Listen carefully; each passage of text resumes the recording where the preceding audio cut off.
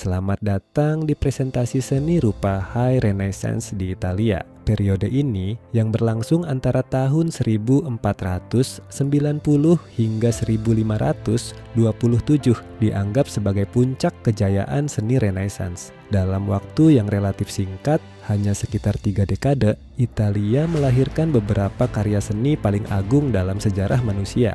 High Renaissance bukan sekadar soal teknik atau keindahan visual. Ini adalah momen ketika seluruh kekuatan intelektual, spiritual, dan estetika Eropa menyatu dalam satu harmoni besar. Seniman tidak lagi dianggap sekadar pengrajin yang bekerja atas pesanan patron, tetapi sebagai jenius, manusia istimewa yang memiliki inspirasi ilahi dan kebebasan kreatif untuk menciptakan sesuatu yang abadi. Pada masa inilah, Roma menggantikan Firenze sebagai pusat kebudayaan dan seni. Paus Julius II memainkan peran penting dalam perubahan ini. Ia bukan hanya pemimpin spiritual, tetapi juga pelindung seni yang ambisius. Di bawah perlindungannya, proyek-proyek besar seperti renovasi Basilika Santo Petrus dimulai dan para seniman terbaik diundang ke Vatikan, Leonardo da Vinci, Michelangelo Buonarroti, dan Raphael Sanzio.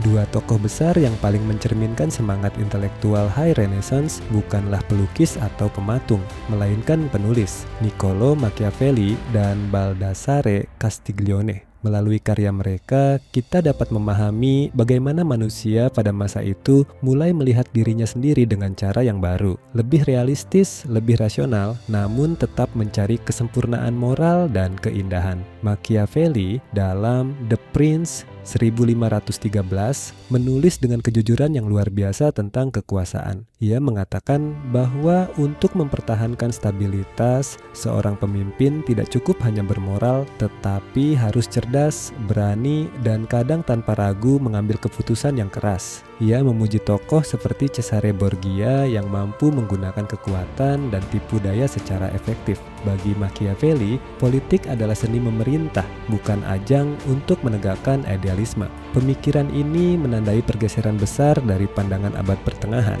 ketika moral dan agama menjadi dasar utama tatanan sosial. Di sisi lain, Castiglione menulis The Book of the Courtier 1528 yang menggambarkan model manusia ideal di lingkungan istana. Buku ini bukan hanya panduan etika, tetapi juga refleksi estetika. Ia memperkenalkan istilah sprezzatura, yaitu kemampuan untuk menyembunyikan usaha keras di balik sikap yang tampak alami dan mudah. Menurutnya, seorang bangsawan sejati harus menguasai ilmu, seni, dan tata krama, namun tetap menampilkan semuanya dengan keanggunan yang ringan dan tidak berlebihan. Beralih ke arsitektur, kita menemukan sosok Donato Bramante sebagai tokoh sentral yang menandai kebangkitan baru dalam dunia bangunan. Ia adalah arsitek yang mampu menerjemahkan prinsip-prinsip klasik menjadi bentuk spiritual yang baru, paduan antara matematika, teologi, dan keindahan proporsional. Salah satu karya terbesarnya adalah Tempietto di San Pietro in Montorio di Roma, dibangun sekitar tahun 1502. Bangunan kecil berbentuk lingkaran ini dengan kolom Doric yang mengelilinginya dan kubah kecil di atas sering disebut sebagai manifestasi sempurna dari arsitektur High Renaissance. Setiap proporsi, setiap garis dirancang untuk mencerminkan keselarasan kosmos.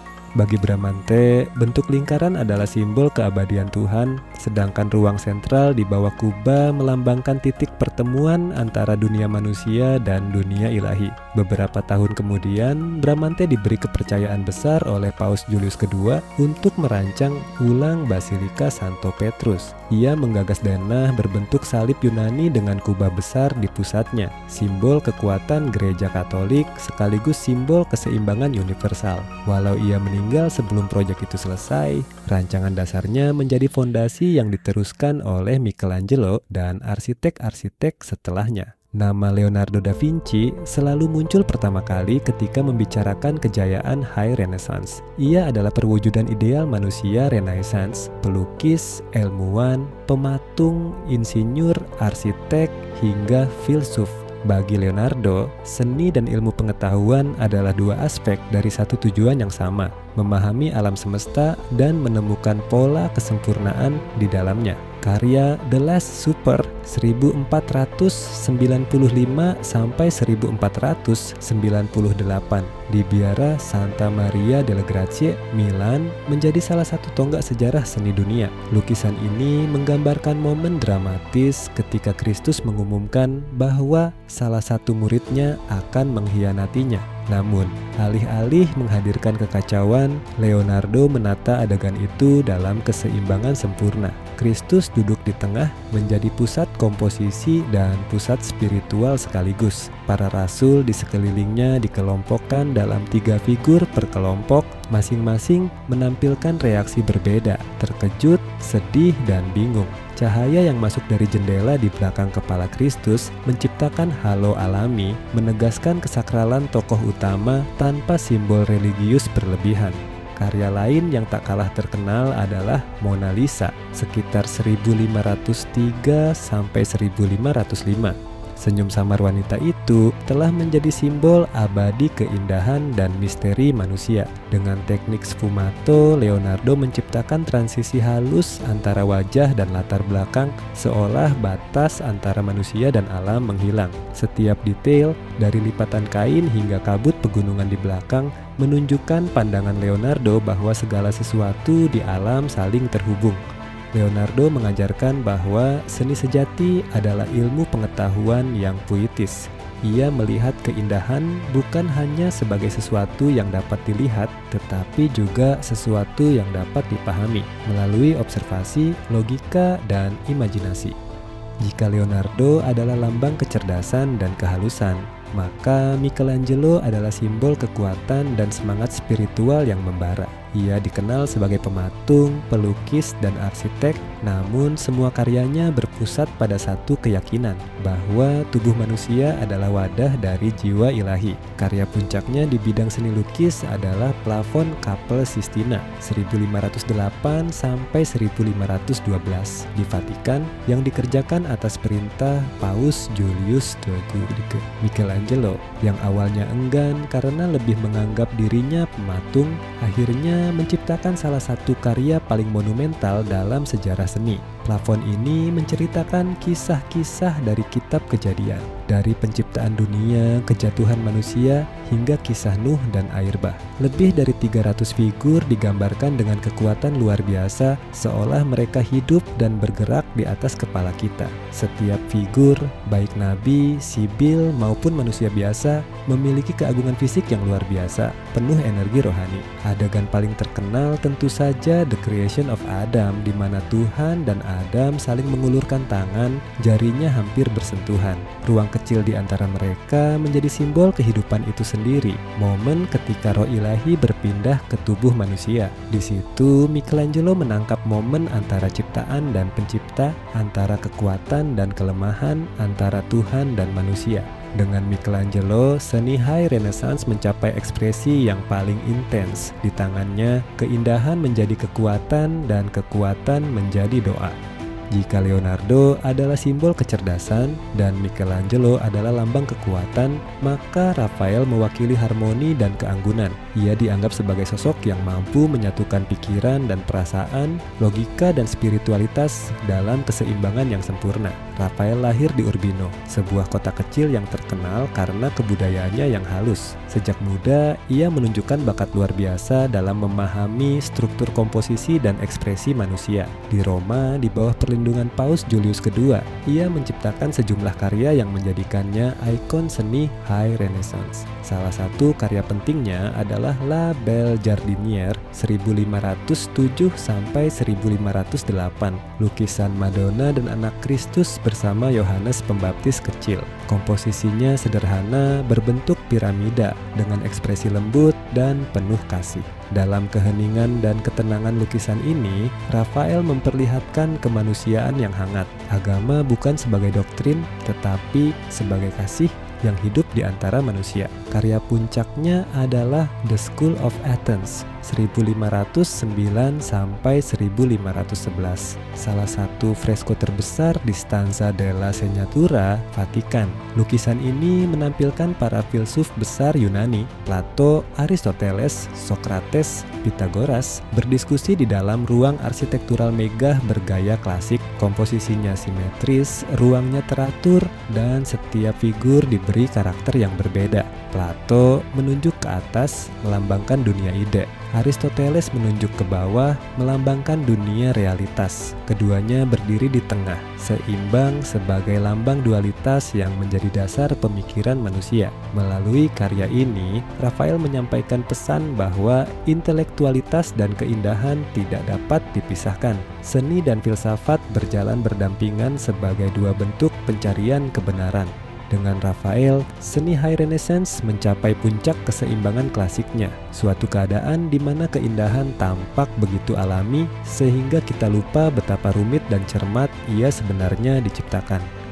Setelah Leonardo, Michelangelo, dan Raphael, muncul sosok yang sering dianggap sebagai penghubung antara High Renaissance dan gaya barok yang akan datang, Antonio Allegri da Correggio. Ia bekerja jauh dari pusat-pusat utama seperti Roma atau Florence di kota kecil Parma. Namun, dari sanalah lahir karya-karya yang memperluas batas ekspresi visual pada masanya. Correggio dikenal karena kemampuannya menciptakan ilusi ruang yang luas dan bergerak. Karyanya yang paling terkenal, Assumption of the Virgin, 1526 sampai 1530, menghiasi kubah Katedral Parma. Di sana, ia menggambarkan Maria yang terangkat ke surga, dikelilingi oleh malaikat dan cahaya yang berputar seperti pusaran angin. Melalui teknik perspektif yang menakjubkan, kubah katedral tampak seolah terbuka menuju langit. Figur-figur melayang dengan gerakan bebas, menghadirkan perasaan ekstasi spiritual yang belum pernah tampak sebelumnya dalam seni Italia. Efek ini sangat berbeda dari keseimbangan tenang Raphael atau Michelangelo. Di tangan Correggio, komposisi menjadi dinamis, penuh cahaya, dan nyaris mistis. Ia memperkenalkan nuansa emosional baru, bukan lagi kesempurnaan rasional, tetapi pengalaman spiritual yang menggetarkan hati. Melalui karya-karyanya, Correggio membuka jalan menuju gaya barok, di mana perasaan, gerak, dan cahaya menjadi bahasa utama seni. Namun, ia tetap berdiri dalam tradisi High Renaissance, selalu mencari hubungan antara manusia dan Tuhan, antara tubuh dan jiwa, antara keindahan dan iman. Correggio mengingatkan kita bahwa kesempurnaan tidak selalu datang dari ketenangan. Kadang, ia muncul dari gerakan, cahaya, dan emosi yang hidup. Di wilayah utara Italia, terutama di Venesia, muncul arah baru dalam seni lukis yang berbeda dari Roma dan Florence. Jika para seniman pusat Italia menekankan di segno, garis, dan struktur, maka pelukis Venesia lebih menekankan colore, yaitu kekuatan warna dan cahaya. Dua nama paling penting di sini adalah Giorgione dan Titian. Giorgione dikenal karena karya-karya yang misterius dan puitis. Lukisannya The Tempest sekitar 1506 adalah contoh paling terkenal. Di dalamnya, seorang prajurit berdiri di tepi sungai, sementara di seberang, seorang wanita duduk menyusui bayinya. Langit di atas mereka gelap oleh kilat badai, menciptakan suasana penuh ketegangan dan misteri. Tidak ada yang tahu pasti apa makna lukisan ini, apakah alegori, kisah mitologi, atau renungan pribadi. Namun, justru disitulah kekuatannya. Giorgione menciptakan seni yang tidak harus menjawab, melainkan mengundang penonton untuk merenung. Ia memindahkan fokus seni dari narasi menuju atmosfer dan perasaan. Titian, murid sekaligus penerus Giorgione, membawa seni Venesia ke puncak kejayaan. Ia mengembangkan warna sebagai alat utama ekspresi spiritual dan emosional. Dalam Assumption of the Virgin, 1516 sampai 1518, Maria digambarkan naik ke surga dalam pusaran cahaya merah dan emas. Warna bukan hanya hiasan visual, tetapi energi yang menggerakkan seluruh komposisi. Cahaya menjadi simbol kehadiran Tuhan yang menyinari dunia manusia. Baik Giorgione maupun Titian, keduanya menegaskan pergeseran dari bentuk menuju warna, dari garis menuju cahaya. Mereka memperluas cakrawala seni High Renaissance dengan menghadirkan dunia yang lebih atmosferik, lebih manusiawi, dan lebih emosional. High Renaissance di Italia adalah masa yang singkat, hanya sekitar 3 hingga 4 dekade, tetapi pengaruhnya abadi. Periode ini menandai puncak keyakinan manusia bahwa keindahan, ilmu, dan iman dapat hidup berdampingan dalam harmoni. Dari Machiavelli dan Castiglione, kita belajar tentang manusia yang berpikir dan bertindak secara rasional. Dari Bramante, kita melihat bagaimana arsitektur menjadi doa dalam bentuk batu. Dari Leonardo, Michelangelo, dan Raphael, kita menyaksikan bagaimana seni mampu menyatukan tubuh dan jiwa, pikiran, dan iman. Dan dari Correggio serta para pelukis Venesia, kita menyadari bahwa seni juga dapat menjadi bahasa emosi dan cahaya. Sesudah tahun 1520, arah seni mulai bergeser ke Mannerism dan kemudian Barok, periode yang lebih ekspresif dan dramatis. Namun semangat High Renaissance tetap menjadi fondasi, keyakinan bahwa manusia adalah pusat ciptaan dan bahwa keindahan adalah pantulan kebenaran ilahi. Warisan High Renaissance hidup di setiap karya besar setelahnya, dalam harmoni arsitektur klasik, dalam cahaya lembut lukisan, dalam keyakinan bahwa seni dapat menyentuh sesuatu yang lebih tinggi dari diri kita sendiri. Inilah masa ketika seni bukan hanya cermin dunia, tetapi juga jendela menuju yang abadi. Dan hingga hari ini, keindahan yang diciptakan oleh para jenius Italia itu masih berbicara kepada kita tentang harapan, iman, dan kemuliaan manusia.